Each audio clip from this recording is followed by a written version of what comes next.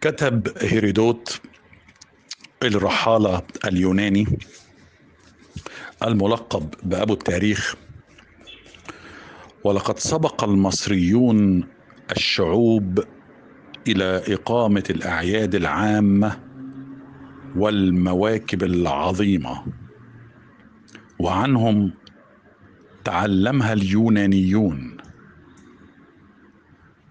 وبيقول هيرودوت: ودليلي على ذلك أنها تقام عند المصريين منذ زمن بعيد، بينما لم يحتفل بها اليونانيون إلا منذ وقت قريب.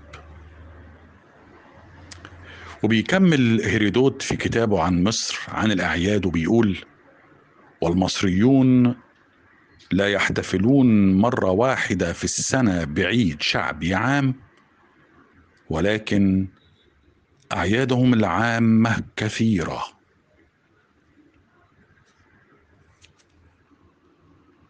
أضف إلى معلوماتك بسام الشماع.